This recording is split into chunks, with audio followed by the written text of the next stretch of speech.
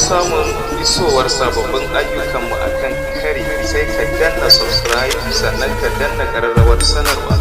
Kada ka manta ka danna like kai har ma da yin download da kuma yin sharing zuwa ga abokan arziki.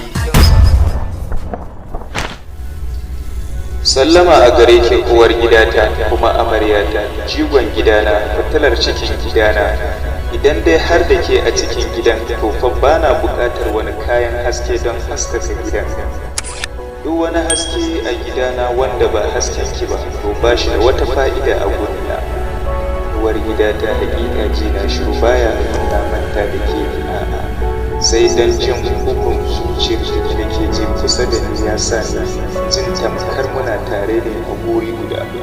Ki sani cewa idan har Kaisu dan Mulawwaha ya shahara a duniyar masoya da Majnun Laila akan kaunar Laila, to ni abun alfahari ne a gare ni duniya ta sani da Majnun Maryam.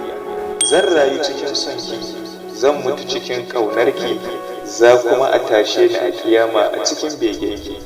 Takamata ke ce fitilar cikin gidana.